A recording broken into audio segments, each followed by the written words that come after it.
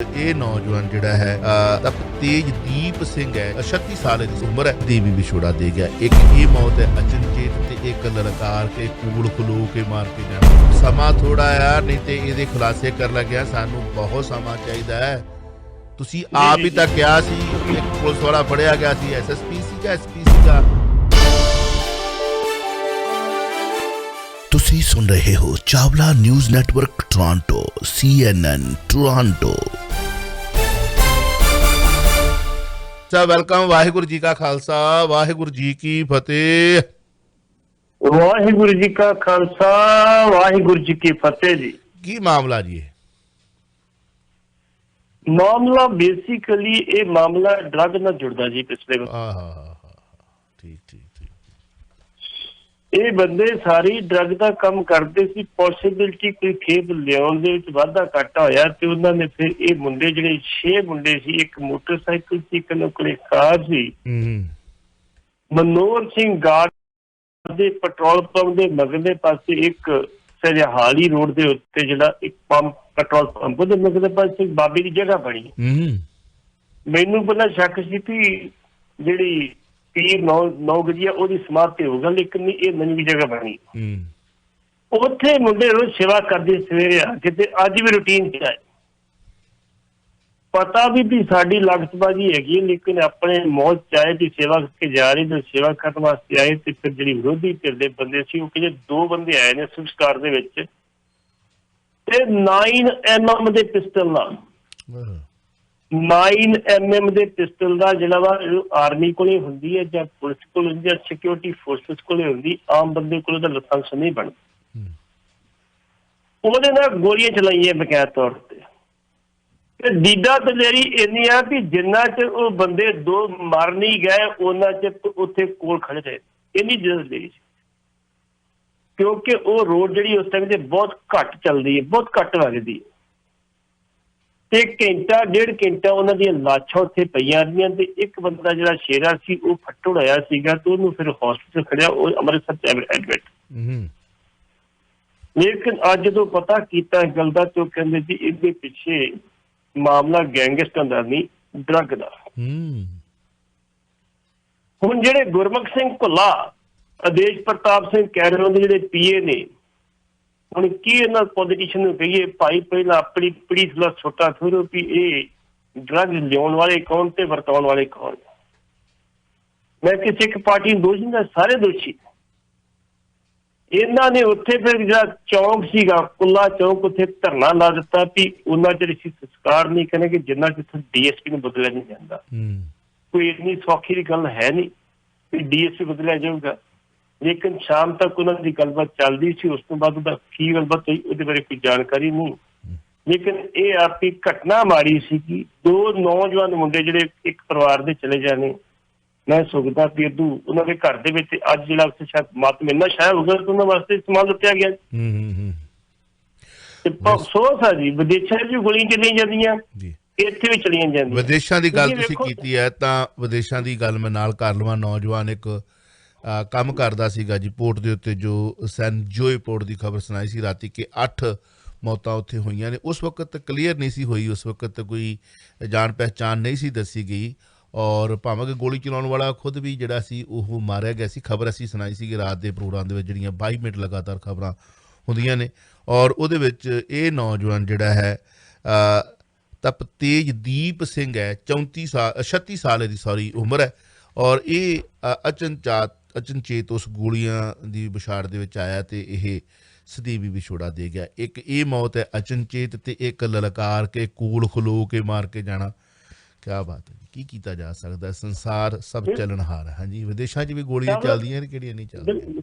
Chawla sir ਵੇਖੋ, ਇੱਕ ਪਾਸੇ ਕਹਿੰਦੇ ਤੁਸੀਂ ਪਾਕਿਸਤਾਨ ਤੋਂ ਸਹਾਰ ਆਉਂਦੇ ਆ, ਪਾਕਿਸਤਾਨ ਦੇ ਉੱਤੇ ਐਡੀ ਵੱਡੀ ਤਾਰ ਲੱਗੀ ਹੈ, ਤਾਰ ਦੇ ਵਿੱਚ ਕਰੰਟ ਹੈਗਾ। ਹੁਣ ਸਾਰੇ ਕਿੱਥੋਂ ਆਉਂਦੇ? ਪੱਟੀ ਸਾਹਿਬ ਸਮਾਂ ਥੋੜਾ 11 ਪਿਸਤੌਲ ਪਹਿਲਾਂ ਫੜੇ ਗਏ ਨੇ, ਕੁਝ ਦਿਨ ਪਹਿਲਾਂ 8 ਪਿਸਤੌਲ ਤੇ 12 ਮਿਲ ਅੱਜ ਫੜੇ ਗਏ ਨੇ। ਹੁਣ ਪੱਟੀ ਸਾਹਿਬ ਸਮਾਂ ਥੋੜਾ ਆ ਨਹੀਂ ਤੇ ਇਹਦੇ ਖੁਲਾਸੇ ਕਰਨ ਲੱਗਿਆ ਸਾਨੂੰ ਬਹੁਤ ਸਮਾਂ ਚਾਹੀਦਾ ਹੈ। ਤੁਸੀਂ ਆਪ ਹੀ ਤਾਂ ਕਿਹਾ ਸੀ ਇੱਕ ਪੁਲਿਸ ਵਾਲਾ ਫੜਿਆ ਗਿਆ ਸੀ, SSP ਸੀਗਾ SP ਸੀਗਾ ਤੇ ਉਹਦੇ ਤਿਉਹਾਰ ਫੜੇ ਗਏ ਸੀ। ਤੇ ਜਦੋਂ ਉਹਨੂੰ ਪੁੱਛਿਆ ਤੇ ਉਹ ਕਹਿੰਦਾ ਇੰਨਾ ਕਿਤੇ ਕਿਸੇ ਵੀ ਪੁਲਿਸ ਵਾਲੇ ਦੇ ਤੁਸੀਂ ਘਰ ਦੀ ਤਲਾਸ਼ੀ ਲੈ ਲਓ, ਕਿਤੇ ਮੰਜੇ ਥੱਲੇ ਪਿਆ ਹੋਣਾ ਖੜਕੂਵਾਦ ਵੇਲੇ ਦਾ। ਠੀਕ ਹੈ। ਤੇ ਉਹ ਕੀ ਨਰੰਗ ਸਿੰਘ ਸੀ ਨਾਮ ਉਹਦਾ ਜੀ। ਹਾਂ, ਕੀ ਮਤਲਬ ਤੁਸੀਂ ਸਮਝਦੇ ਹੋ ਕਿ ਉਹ ਸਭ ਕੁਝ ਠੀਕ ਠਾਕ ਚੱਲ ਰਿਹਾ? ਹਾਂਜੀ, 92 ਦੇ ਵਿੱਚ ਕਿਹੜੀ ਗਿੱਦੜ ਸਿੰਘੀ ਆ ਗਈ ਸੀ ਕਿ ਯਕਦਮ ਪਤਾ ਵੀ ਲੱਗ ਗਿਆ ਸੀ ਕਿ ਫਲਾਣੀ ਬੈਗ ਦੇ ਵਿੱਚ ਆ, ਫਲਾਣੀ ਬੈਗ ਦੇ ਵਿੱਚ ਆ, ਫਲਾਣੀ ਥਾਂ ਤੇ ਆ, ਫਲਾਣੀ ਥਾਂ ਤੇ ਆ। ਤੇ ਜਿਹੜੀਆਂ ਦਿੱਲੀ ਵਾਲੀਆਂ 18 ਸੀ ਲੁਕੀਆਂ ਹੋਈਆਂ ਕਿਸੇ ਕੋ, ਹੁਣ ਪ੍ਰੇਤ ਤੇ ਖੋਲ੍ਹ ਦਿੱਤੇ ਨਾ ਸੰਧੂ ਸਾਹਿਬ ਦੀ ਕਿਤਾਬ ਨੇ। ਬਿਲਕੁਲ ਨਹੀਂ। ਫਿਰ ਕਹੋਗੇ ਚਾਵਲਾ ਬੋਲਦਾ।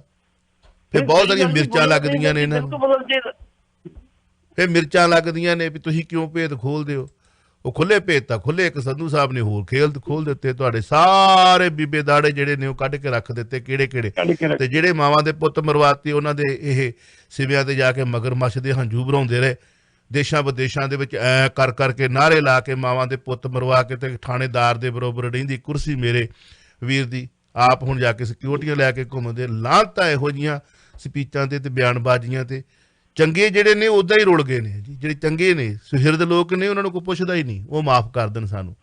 ਕੋਟਕਪੁਰਾ ਕਾਂਡ ਤੇ ਚੱਲਦੇ ਆ, ਨਵੀਂ ਸਿੱਟ ਬੜਾ ਕੁਝ ਆ ਸਾਡੇ ਕੋਲ। ਜੇ ਖੋਲ੍ਹਣ ਲੱਗ ਪਈਏ ਤੇ 2 ਦਿਨ ਦਾ ਪ੍ਰੋਗਰਾਮ ਇਹ ਚੱਲਣ ਦੇਣ, ਇਹ ਘਰ ਆ ਕੇ ਵੱਢ ਜਾਣ। ਇਹੋ ਜਿਹੇ ਨੇ ਇਹ ਬੇਕਰਤੂਤੇ।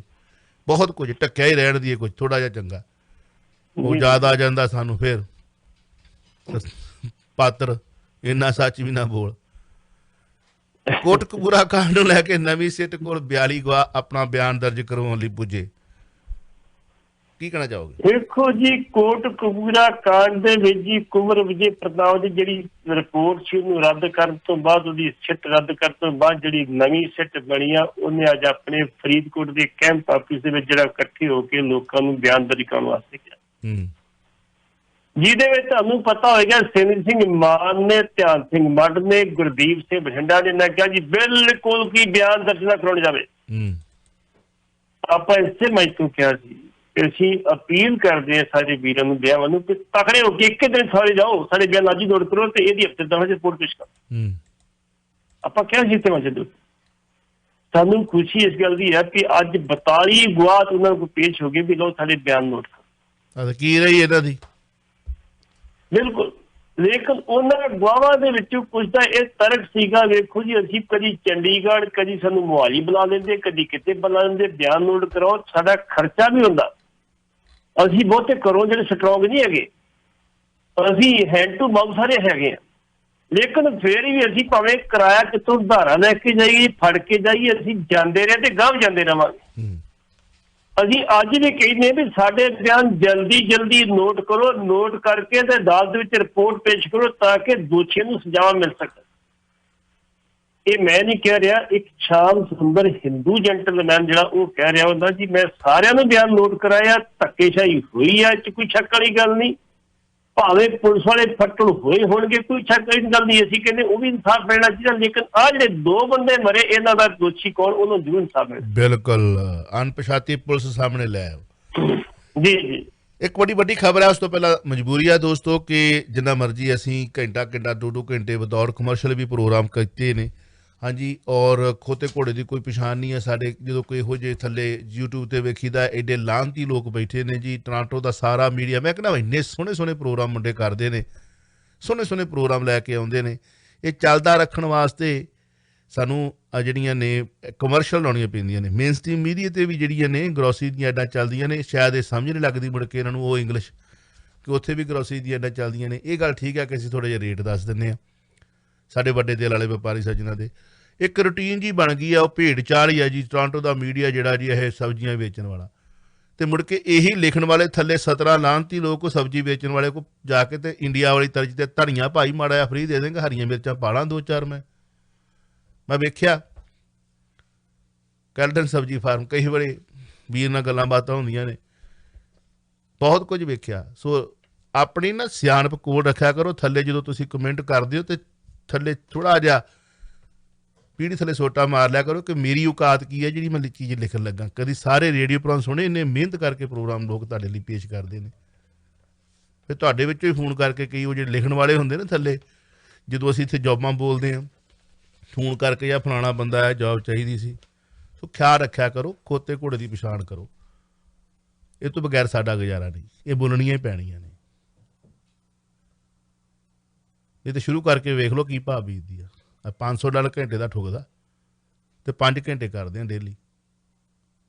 ਇਨਫੋਰਮੇਸ਼ਨ ਵੀ ਤੁਹਾਨੂੰ ਪੂਰੀ ਦੇਈਦੀ ਆ, ਖਿਆਲ ਵੀ ਰੱਖੀਦਾ ਪੂਰਾ, ਤੇ ਠੋਕ ਕੇ ਜਵਾਬ ਵੀ ਦੇਣਾ ਜੇ ਮੁੜ ਕੇ ਤੁਸੀਂ ਇਹੋ ਜਿਹੀ ਕੋਈ ਹਰਕਤ ਥੱਲੇ ਦੇਖੀ ਤੇ ਨੰਗਿਆਂ ਵੀ ਕਰਾਂਗੇ ਤੁਹਾਨੂੰ ਫੇਕ ਆਈਡੀ ਵਾਲਿਓ। ਉੱਥੋਂ ਤੱਕ ਨਹੀਂ ਰਹਿਣ ਦਿਓ, ਆਪਣੀ ਸਿਆਣਪ ਕੋਲ ਰੱਖੋ। ਪੱਟੀ ਸਾਹਿਬ, ਵੱਡੀ ਖਬਰ ਇਹ ਹੈ ਕਿ ਸੁਖਪਾਲ ਖਹਿਰਾ ਦੀ ਮੁੜ ਹੋ ਸਕਦੀ ਹੈ ਕਾਂਗਰਸ ਦੇ ਵਿੱਚ ਵਾਪਸੀ। ਹੁਣ ਘਰ ਵਾਪਸੀ ਕਹੀਏ ਜਾਂ ਕਾਂਗਰਸ ਦੇ ਵਿੱਚ ਵਾਪਸੀ ਕਹੀਏ, ਕਿਉਂਕਿ ਪਤਾ ਕੋਈ ਨਹੀਂ ਨਾ ਇਹਨਾਂ ਦਾ ਕਿਹੜੇ ਵੇਲੇ ਮੁੜ ਕੇ ਫੇਰ ਉਹ ਘਰ ਹੋਵੇ। ਹੁਣ ਘਰ ਦਾ ਇਹਨਾਂ ਦਾ ਪੱਕਾ ਨਹੀਂ, ਕਿਹੜਾ ਪੱਕਾ ਕਿਹਾ ਜਾ ਸਕਦਾ। ਇਹ ਤਾਂ ਫਿਰ ਚੱਕਵਾਂ ਚੁੱਲ੍ਹੇ ਆ ਕੰਮ। ਰੱਸੇ ਪੈੜੇ ਵੱਟਣ ਲਈ ਕੀਤੀ ਜਾ ਰਿਹਾ ਇਕੱਠ ਨਿੱਕ ਸੁੱਕ। ਮੈਨੂੰ ਯਾਦ ਹੈ ਕਿ ਸੁਖਪਾਲ ਖਹਿਰਾ ਆਮ ਆਦਮੀ ਪਾਰਟੀ ਜਦੋਂ ਸ਼ਾਮਲ ਹੋਏ ਸਨ, ਇੱਥੇ ਆਏ ਸਨ, ਉਹਨਾਂ ਨੂੰ ਇੱਥੇ ਇੱਕ ਇੰਟਰਵਿਊ ਕੀਤੀ ਸੀ ਰੰਗਲਾ ਪੰਜਾਬ ਦੇ ਵਿੱਚ, ਤੇ ਸਭ ਤੋਂ ਪਹਿਲਾਂ ਉਹਨਾਂ ਦੀ ਇਹ ਬ੍ਰੇਕਿੰਗ ਨਿਊਜ਼ ਰੰਗਲਾ ਪੰਜਾਬ ਦੇ ਵਿੱਚ ਖਹਿਰਾ ਸਾਹਿਬ ਦੀ ਜ਼ੁਬਾਨੀ ਹੀ ਲੱਗੀ ਸੀਗੀ ਕਿ ਆਮ ਆਦਮੀ ਪਾਰਟੀ ਨੂੰ ਜੁਆਇਨ ਕਰ ਲਿਆ। ਕੀ ਕਹਿਣਾ ਚਾਹੋਗੇ? ਆਮ ਆਦਮੀ ਪਾਰਟੀ ਦੇ ਵਿੱਚ ਜਿਹੜਾ ਕੇਜਰੀਵਾਲ ਨੂੰ ਵੱਡੇ ਕੱਦ ਦਾ ਬੰਦਾ ਉਹ ਨਹੀਂ ਰਹਿ ਸਕਦਾ। ਖਹਿਰਾ ਸਾਹਿਬ ਦੀ ਇੱਕ ਪ੍ਰੋਬਲਮ ਇਹੀ ਸੀ,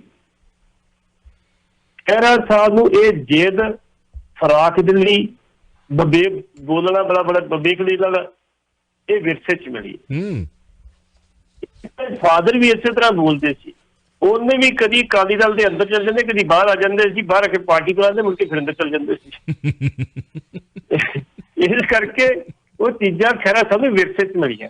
ਅੱਛਾ ਅੱਛਾ ਅੱਛਾ। ਫਿਰ ਇਹਨੇ ਤੁਹਾਨੂੰ ਯਾਦ ਹੈ ਕਿ ਆਪਾਂ ਪ੍ਰੋਗਰਾਮ ਚ ਵੇਖੋ 2 ਮਹੀਨੇ ਪਹਿਲਾਂ ਕਿਹਾ ਸੀ ਆਪਾਂ ਵੀ ਖਹਿਰਾ ਸਾਹਿਬ ਦੀ ਕਾਂਗਰਸ ਚ ਵਾਪਸੀ, ਕਿਉਂਕਿ ਉਦੋਂ ਗੱਲਬਾਤ ਚੱਲਦੀ ਸੀ 2 ਮਹੀਨੇ ਪਹਿਲਾਂ। ਮੇਰੇ ਕੋਲ ਇਨਫੋਰਮੇਸ਼ਨ ਸੀ, ਕਿਉਂਕਿ ਮੈਨੂੰ ਕਿਹਾ ਗਿਆ ਸੀ ਕਿ ਜੇ ਕਿਸੇ ਨੂੰ ਪੂਰੀ ਤਰ੍ਹਾਂ ਜਨਤਕ ਨਾ ਕਰੋ, ਥੋੜੀ ਬਾਰੀ ਕਰ ਦਿਓ, ਕੋਈ ਪੂਰੀ ਜਨਤਕ ਨਾ ਕਰਿਓ। ਹੁਣ ਜਦੋਂ ਖਹਿਰਾ ਸਾਹਿਬ ਨੂੰ ਪੁੱਛਿਆ ਗਿਆ, ਪੱਤਰਕਾਰ ਨੇ ਪੁੱਛਿਆ ਵੀ ਤੁਸੀਂ ਕਾਂਗਰਸ ਜਾ ਸਕਦੇ ਹੋ, ਉਹ ਕਹਿੰਦਾ ਮੈਂ ਤਾਂ ਕਾਂਗਰਸ ਦੇ ਖਿਲਾਫ ਬੋਲਦਾ। ਉਹਨੇ ਕਿਹਾ ਜੀ ਚੌਰਾਹਾ ਪੈਂਦਾ, ਕੋਈ ਜਾ ਵੀ ਸਕਦਾ, ਇਹ ਕਿਹੜੀ ਗੱਲ, ਜੇ ਜਾਓਗੇ ਤਾਂ ਦੱਸ ਤੁਹਾਨੂੰ ਜਾਣਾ। ਕਿਉਂਕਿ ਖਹਿਰਾ ਸਾਹਿਬ ਦੇ ਇੱਕ ਰਿਸ਼ਤੇਦਾਰ ਦੀ, ਬੜੇ ਗੂੜੇ ਰਿਸ਼ਤੇਦਾਰ ਦੀ ਕੈਪਟਨ ਸਾਹਿਬ ਦੇ ਨਾਲ ਜਿਹੜੇ ਉਹ ਕਿਚਨ ਕੈਬਨਿਟ ਦੇ ਮੈਂਬਰ ਨੇ। ਅੱਛਾ ਅੱਛਾ ਅੱਛਾ ਅੱਛਾ ਅੱਛਾ ਅੱਛਾ। ਜਿਹੜੇ ਉਹਨਾਂ ਦੀ ਵਾਪਸੀ ਨਾ ਛੱਤ ਕਰਵਾ ਸਕਦੇ ਆ। ਤੇ ਇਸ ਵੇਲੇ ਕੈਪਟਨ ਅਮਰਿੰਦਰ ਸਿੰਘ ਨੂੰ ਸਿੱਧੂ ਦਾ ਮੁਕਾਬਲਾ ਕਰਨ ਲਈ ਇਹੋ ਜਿਹੇ ਮੁੱਦੇ ਚਾਹੀਦੇ। ਇਸ ਕਰਕੇ ਉਹਨਾਂ ਦੀ ਵਾਪਸੀ ਜਿਹੜੀ ਕਿਸੇ ਵੇਲੇ ਵੀ ਹੋ ਸਕਦੀ ਆ। ਮੈਂ ਸਮਝਦਾ ਕਿ ਜਗਮੀਤ ਬਰਾੜ ਆ ਗਿਆ, ਤੂੰ ਵੀ ਕਹਿਣਾ ਆ ਜਾ ਭਾਈ, ਤੂੰ ਵੀ ਆ ਜਾ, ਕੋਈ ਗੱਲ ਤੇਰੀ ਵੀ ਲੋੜ ਨਹੀਂ ਹੈਗੀ ਆ। ਬਿਲਕੁਲ। ਲੇਕਿਨ ਜਗਮੀਤ ਬਰਾੜ ਵਾਲੀ ਵਾਪਸ ਨਹੀਂ ਹੋਣਗੇ, ਚਲੇ ਗਏ। ਖਹਿਰਾ ਸਾਹਿਬ ਬਾਰੇ ਚਰਚਾ ਇਹ ਹੈਗੀ ਹੈ ਕਿ ਵਾਪਸ ਹੋਣਗੇ, ਕਿਉਂਕਿ ਉਪਲੱਥ ਦੇ ਉੱਤੋਂ ਉਹਨਾਂ ਦੇ ਕੋਲੇ, ਕਾਂਗਰਸ ਦੇ ਕੋਲੇ ਕੋਈ ਉਮੀਦਵਾਰ ਵੀ ਤਕੜਾ ਨਹੀਂ ਗਿਆ ਖਹਿਰੇ ਦਾ ਮੁਕਾਬਲਾ ਕਰ ਸਕਦਾ। ਅੱਗੇ ਬੀਬੀ ਦਾ ਜਵਾਈ ਆ, ਬੀਬੀ ਦਾ ਜਿਹੜੇ ਅੱਗੇ ਵੀ ਹਟ ਚੁੱਕਾ ਉਹਦੇ ਕੋਲੋਂ, ਖਹਿਰੇ ਕੋਲ। ਬੀਬੀ ਖੜ੍ਹਦੀ ਵੱਖਰੀ ਗੱਲ ਸੀ, ਬੀਬੀ ਦੇ ਜਵਾਈ ਦੇ ਵਾਸਤੇ ਰੋਕ ਨਹੀਂ ਹੈਗਾ ਸਿਆਸਤ ਕਰਨ ਕਰਕੇ। ਇਹ ਪ੍ਰਤੀਤ ਹੁੰਦਾ ਵੀ ਖਹਿਰਾ ਸਾਹਿਬ ਦੀ ਕਿਸੇ ਵੇਲੇ ਸ਼ਾਨੋ ਸ਼ੌਕ ਨਾਲ ਵਾਪਸੀ ਹੋ ਜਾਏਗੀ ਤੇ ਕੈਪਟਨ ਸਾਹਿਬ ਸਰੂਪਾ ਪਾ ਕੇ ਕਹਿੰਦੇ ਕਿ ਖਹਿਰਾ ਸਾਹਿਬ ਤੂੰ ਤੇ ਮੇਰਾ ਛੋਟਾ ਭਾਈ ਹੈ। ਉਹ ਰਾਜਨੀਤੀ ਬਿਆਨਬਾਜ਼ੀ ਸੀ, ਚੱਲਦੀ ਰਹਿੰਦੀ ਹੈ। 1 ਮਿੰਟ ਦੇ ਵਿੱਚ ਮੈਂ ਜਵਾਬ ਲੈਣਾ, 1.5 ਮਿੰਟ ਆ ਸਾਡੇ ਕੋਲ, ਫਿਰ ਮੇਰੇ ਕੋਲ ਹਿੰਦੀ ਸਮਾਚਾਰ ਦਾ ਸਮਾਂ ਰਹਿ ਗਿਆ, ਕਿਉਂਕਿ ਸਮਾਂ 10 ਵਜਣ ਵਾਲੇ ਨੇ। ਲੱਖੇ ਸਿਧਾਣੇ ਨੂੰ ਗ੍ਰਿਫਤਾਰ ਕਰਨ ਲਈ ਪੁਲਿਸ ਪੁੱਜੀ। ਹੁਣ ਇਹਨੂੰ ਡਰਾਮਾ ਕਹੀਏ ਜਾਂ ਕੀ ਕਹੀਏ, ਲੋਕਾਂ ਨੇ ਕੀਤਾ ਵਿਰੋਧ। ਹਾਂਜੀ, ਲੱਖਾ ਸਿਧਾਣਾ ਆਇਆ ਤੇ ਚਲੇ ਗਿਆ, ਇਹ ਹੋ ਸਕਦਾ? ਪਹਿਲਾਂ ਤੇ ਮੈਂ ਸਰਦਾਰ ਮਨਜੀਤ ਸਿੰਘ ਸਰਨਾ ਦਾ ਜਿਹੜਾ ਸੀ ਧੰਨਵਾਦ ਕਰਦਾ ਜੀ, ਉਹ ਸਾਨੂੰ ਰੋਜ਼ ਸੁਣਦੇ ਪ੍ਰੋਗਰਾਮ ਸਾਡਾ। ਠੀਕ ਠਾਕ ਜੇ, ਸਤਿ ਸ਼੍ਰੀ ਅਕਾਲ ਭਾਊ ਜੀ। ਉਹ ਕਮੈਂਟਰੀ ਮੁੜ ਕੇ ਕਰਦੇ, ਤੁਸੀਂ ਗਲਤ ਸਹੀ ਕੀਤੀ, ਕਿਹੜੀ ਗਲਤੀ ਕੀਤੀ। ਆ ਦੇਖੋ, ਅਸੀਂ ਗਲਤ ਨਹੀਂ ਬੋਲਦੇ ਹੈਗੇ, ਅਸੀਂ ਸਿਰਫ ਤੁਹਾਨੂੰ ਪਿਆਰ ਕਰਦੇ ਹੈਗੇ ਆ, ਅਸੀਂ ਤੁਹਾਡਾ ਭਲਾ ਹੀ ਚਾਹੁੰਦੇ ਹੈਗੇ ਭਾਈ ਜੀ। ਹਾਂਜੀ ਜੀ। ਹੁਣ ਜਿਹੜੀ ਲੱਖੇ ਸਿਧਾਣੇ ਤੁਸੀਂ ਗੱਲ ਕੀਤੀ ਵੀ ਇੱਕ ਡਰਾਮੇਬਾਜ਼ੀ ਹੈ। ਜਦੋਂ ਇਹ ਗੱਲ ਕਹੀ ਗਈ ਹੈ ਭਾਈ ਕੋਈ ਇਕੱਠ ਨਾ ਕਰੋ, ਤੁਸੀਂ ਇਕੱਠ ਕਾਹਦੇ ਵਾਸਤੇ ਕਰ ਰਹੇ ਹੋ, ਤੁਸੀਂ ਰੈਲੀਆਂ ਕਿਉਂ ਕਰ ਰਹੇ ਹੋ? ਜੇ ਪੁਲਿਸ ਨੇ ਤੁਹਾਨੂੰ ਗ੍ਰਿਫਤਾਰ ਕਰਨਾ, ਤੁਸੀਂ ਬੇਸ਼ੱਕ ਖੋਟ ਜਿਹੜੀ ਮਰਜ਼ੀ ਵੱਜ ਜਾਓ, ਗ੍ਰਿਫਤਾਰ ਕਰ ਹੀ ਦੇਣਾ। ਤਾਂ ਜੀ ਲੱਖੇ ਸਿਧਾਣੇ ਨੂੰ ਗ੍ਰਿਫਤਾਰ ਕਰਨ ਵਾਸਤੇ ਵੱਡੀ ਗਿਣਤੀ ਚ ਪੁਲਿਸ ਆਈ, ਲੋਕਾਂ ਨੇ ਠਾਣਾ ਘੇਰ ਲਿਆ, ਫੜਾਣਾ ਘੇਰ ਲਿਆ। ਜੇ ਕਰ ਲਿਆ, ਤੁਹਾਨੂੰ ਪਤਾ ਹੋਏਗਾ ਅੱਜ ਤੋਂ 4 ਦਿਨ ਪਹਿਲਾਂ ਕਿਹਾ ਸੀ ਸਿੱਧੂ ਨੇ ਕਿ ਜਿਹੜੇ ਪੁਲਾਂ ਥਲੀ ਮੈਨਲੰਗ ਕਿਹਾ, ਉਹਨਾਂ ਪੁਲਾਂ ਥਲੀ ਜਿਹੜੇ ਉਹ ਲੱਖੇ ਸਾਲ ਲੱਗਣਾ ਪੈਣਾ ਵਾ। ਨਾਲੇ ਵੇਖੋ ਪੰਜਾਬ ਦੀ ਰਾਜਨੀਤੀ ਦੇ ਬਾਬਾ ਬੋੜ ਕਹਿੰਦੇ ਨੇ ਕਿ ਅਸੀਂ ਤਾਂ ਜੇਲਾਂ ਕੱਟੀਆਂ ਨੇ। ਜੀ ਜੀ ਜੀ। ਤੇ ਖੱਬੇ ਸੱਚੇ ਖਲੋਤੇ ਸਨ ਪੁੱਤ ਤੇ ਉਹਦਾ ਸਾਲਾ, ਤੇ ਸੁਣਾਤੀ ਸੀ ਕਹਿਣਾ ਧੀ ਨੂੰ ਸੁਣਾਉਣਾ ਨੌਂ ਨੂੰ, ਅਸੀਂ ਜੇਲਾਂ ਕੱਟੀਆਂ ਨੇ। ਇਹ ਮੁੱਖ ਮੰਤਰੀ ਦਾ ਪਦ ਐਵੇਂ ਭਾਲਦੇ ਫਿਰਦੇ ਨੇ।